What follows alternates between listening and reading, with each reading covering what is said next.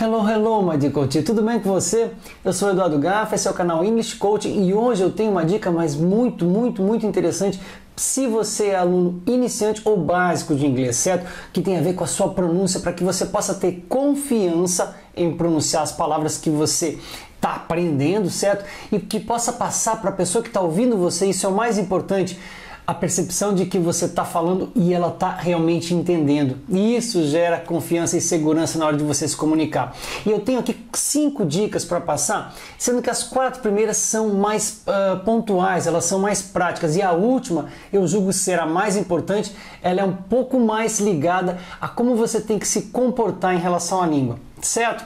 Tenho certeza que você vai curtir esse vídeo, então por isso já peço a sua generosidade de deixar o seu like aqui. Se você é novo no canal, inscreva-se por favor e deixe aqui, ative as notificações também, para que eu possa então passar para você toda semana as coisas novas que eu faço. E também não deixe de deixar que o seu comentário ele é muito, mas muito valioso, mesmo que ele seja uma crítica, tá? Sempre vai ser muito bem-vindo. Você está pronto para começar? Are you ready?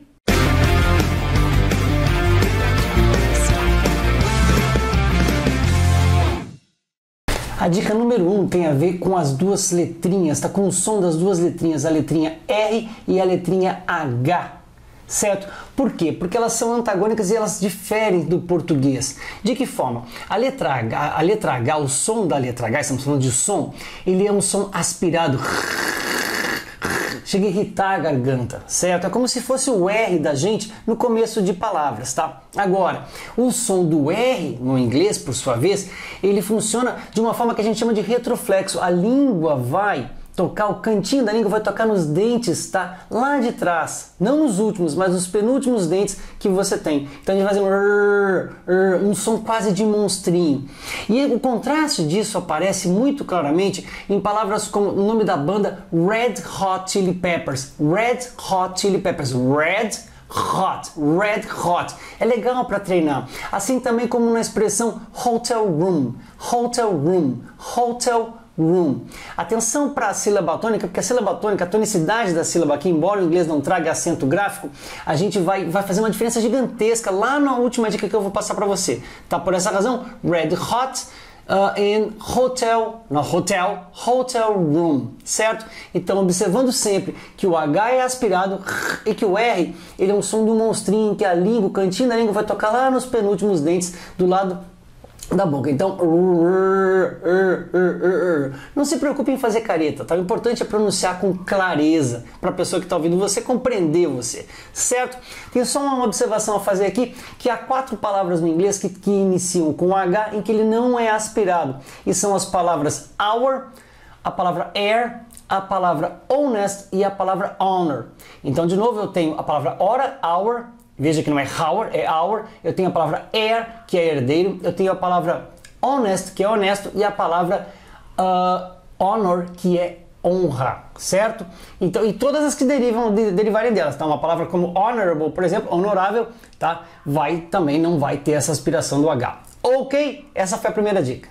A segunda dica é muito importante e tem uma relação direta com o português, que é o quê? Que é o fato de nós, sempre que vimos uma letrinha em inglês e sem uma consoante, uma vogal do lado, tá? Uma consoante sem uma vogal do lado, a nossa mania do português, nossa cultura do português é colocar uma vogal lá, já que o nosso padrão do português é consoante vogal, certo? E um pouco diferente do padrão da língua inglesa. Então o que acontece? Quando a gente fala advogado, por exemplo, a nossa tendência é falar advogado, colocar um i depois do d, certo? Ou quando fala pneu, por exemplo, a intenção que muita gente faz isso é colocar um pneu, colocar um i ou um e, né, um pneu do lado da letra P, porque a gente não consegue ver uma consoante sem uma vogal do lado, certo? No inglês, essa regra não vale e ela atrapalha demais a sua pronúncia. Observe, por exemplo, palavras com P e B. Nós temos aqui o verbo pular, jump. Observe como eu pronuncio, jump. E temos aqui o joinha, o likezinho, né? Que é o thumb, o dedinho chamado thumb. Embora ele comece com TH, eu não vou criar casa aqui com TH, porque o TH não é uma preocupação de você agora no comecinho, tá? A gente está falando de nível básico aqui. Embora você saiba que o TH a gente vai pronunciar entre os dentes de cima e a pontinha da língua, por isso eu falei thumb. O que eu estou chamando a atenção aqui é o fato que muitas vezes a gente pronuncia jumpy ou thumby. colocando aquela bendita vogal. Isso não acontece no inglês.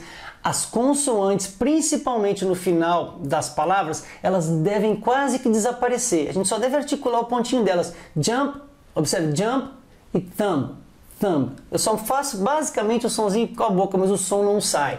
Tá claro isso? Isso também vai acontecer com as letrinhas T e D no final das palavras, certo? Porque quando eu falo, por exemplo, de uma barraquinha, eu vou chamar a barraca de tent, tent, tent, não de tente, tente, tent, tent, tent. E se eu vou falar do verbo enviar, o verbo send, send, send, observe novamente que basicamente é só a boca que faz o movimento, tá? A gente não tem essas palavras, essa vogal para colocar, para enfatizar essa consoante, porque ela não tem que ser enfatizada. Aliás, via de regra, o que ela deve ser é sumida, bem mal e mal pronunciada, para que você não confunda o seu ouvinte do outro lado. O mesmo acontece com as letras G e com a letra C no final das palavras. Por exemplo, quando eu falo a palavra edifício, building, building, building, building. Ou se eu vou dizer que eu estou indo, going, going, going. Ou o que você está fazendo, what are you doing, doing. É muito comum ver alunos ingênuos falando doing. Não pronuncie esse bendito G, não pronuncie. Ele vai articular aqui atrás, ele é um som lá de trás, doing. Building, ele vai soar aqui na garganta, mas ele não tem que aparecer com uma vogal do lado. A mesma coisa quando eu falo, por exemplo, a palavra atomic, atomic, atomic. Observe que esse C não fica atomic, atomic, certo? Mal e mal você vai pronunciar então ele. E isso também vai acontecer quando a gente estiver falando de palavras como Wednesday. Observe a quarta-feira, Wednesday, Wednesday, Wednesday. Observe a palavra escultura, sculpture, sculpture, sculpture, sculpture. Olha como some esse pezinho. E o mesmo vai acontecer com a palavra sinal, signal, signal, signal, signal. Sem, então, e essa é a regra, colocar uma vogal do lado de uma consoante quando ela estiver aparecendo sozinha na língua inglesa. Ok? Essa foi a segunda dica. A terceira dica é com relação à pronúncia da letra Y, certo? O som da letra Y. Observe que eu tenho a palavra mania e a palavra louco. Eu tenho crazy e crazy. Crazy e crazy. Crazy e crazy. Quando eu tiver um Y terminando uma palavra, ele vai ter o som de I, pode confiar. Então você tem que pronunciá-lo. A mesma coisa acontece quando a gente faz a confusão, por exemplo, do número 14 com o número 40. Eu tenho 14 and 40.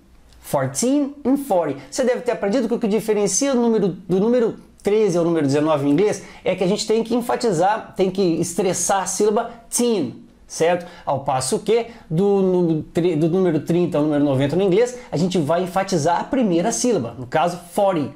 Mas não é 40 sumir com o Y, não, é 40. É 40. Tem que aparecer o Y.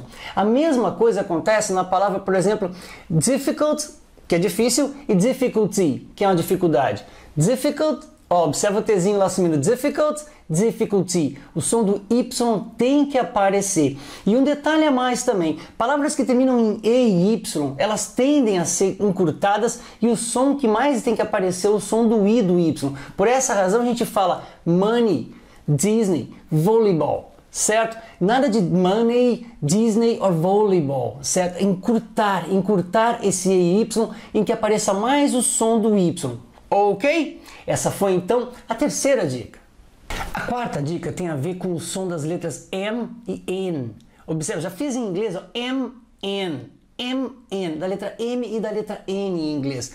M, fechando a boca, N, nasalizando o som, N de nariz. Observe a diferença, por exemplo, quando eu falo que o cara mora em Washington ou Washington. Essa é a pronúncia, Washington é a pronúncia correta do N, porque o som tem que nasalizar, certo? A mesma coisa acontece quando eu falo do verbo correr, run, room, not room, run. O inglês americano, principalmente, ele é super nasalizado.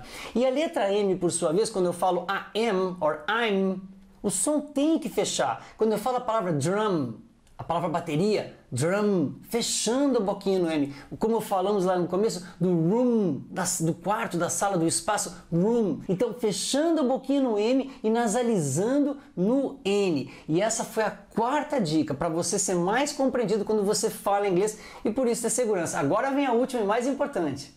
A quinta dica, e de longe a mais importante de todas no meu entendimento, a partir da minha experiência, é o seguinte: antes de você querer adotar uma pronúncia do tipo americana, uma pronúncia do tipo britânica ou do tipo australiana, pense em que você tem que buscar prioritariamente o inglês internacional, que é o inglês mais falado no mundo todo. Verifique, você não, por exemplo, você quer falar português de que forma? Você quer falar português do Brasil ou português de Portugal?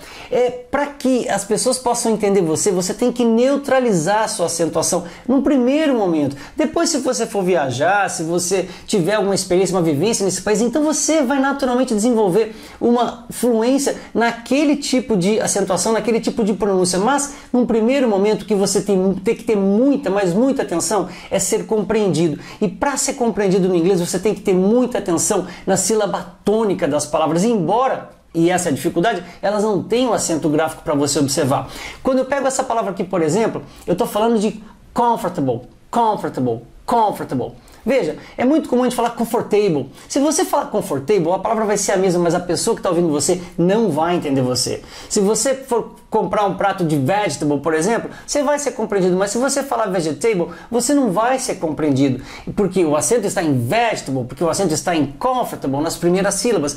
A mesma coisa que é o que torna essa dica important or important? Important or important? São muito parecidas, mas você tem que pensar que o cara que está ouvindo você não está preparado para entender uma palavra cujo a sílaba tônica foi mal colocada. E isso facilmente um Google Tradutor resolve para você. Antes, novamente, de você adotar um tipo de sotaque, um tipo de pronúncia, procure sempre estar seguro de estar acentuando principalmente as palavras mais longas do inglês, que tem, em geral, a sua acentuação lá no início, na segunda ou na primeira sílaba. Você tem que se certificar de cada palavra, mas, novamente, eu pergunto para você, essa aula foi important para o seu inglês ou não? Escreva aqui para mim, eu espero ter contribuído com a sua formação no inglês e que então você deixe aqui também o seu comentário, o seu likezinho e inscreva-se no canal caso não seja inscrito. Thank you so much for watching this class. I see you next time. God bless you. Bye bye.